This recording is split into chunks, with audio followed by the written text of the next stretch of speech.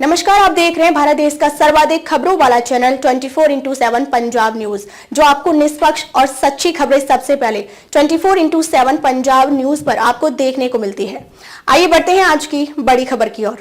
चंडीगढ़ के सांसद मनीष तिवारी ने पूछे 14 सवाल, 11 पर केंद्र सरकार की नो। सीनेट चुनाव पर भी आया गोलमोल जवाब। सांसद मनीष तिवारी की ओर से लोकसभा में लगातार शहरवासियों के लंबित ज्यादा से ज्यादा मुद्दे उठाए जा रहे हैं। लोकसभा चुनाव के बाद 2 सत्र में उन्होंने 14 मुद्दों के सवाल पूछे, लेकिन 11 सवाल का जवाब केंद्र सरकार की ओर से कहा गया कि इस बार कोई योजना नहीं है, जबकि डंपिंग ग्राउंड के कचरे के पहाड़ और चंडीगढ़ रेलवे स्टेशन के अपग्रेडेशन पर काम की समय सीमा बताई है।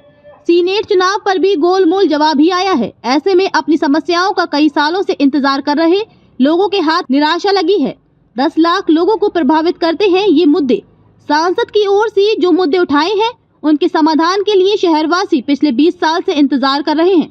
ये सभी मुद्दे शहर के 10 लाख लोगों को प्रभावित करते हैं।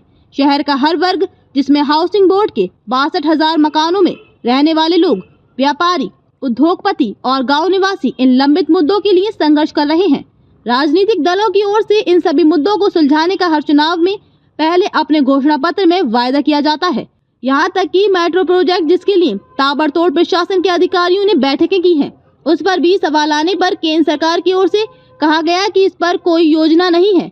असल में सांसद की ओर से सवाल पूछकर ये भी उजागर करने का प्रयास किया है कि पिछले 10 साल में इन पर भाजपा के नेताओं ने सुलझाने और प्रस्ताव बनाने पर कई दावे किए, लेकिन जमीनी हकीकत कुछ और ही बयान कर रही है। सांसद ने इन मुद्दों को लेकर पूछे हैं सवाल। संसद में केंद्र सरकार के जवाब से प्रशासन के अधिकारियों की हिम्मत मुद्दों को सुलझाने की नहीं पड़ रही है।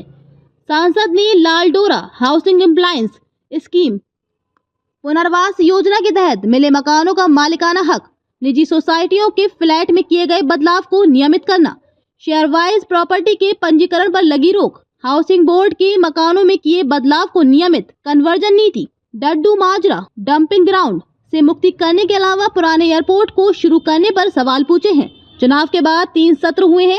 पहले सत्र में सिर्फ शपथ ग्रहण समारोह हुए।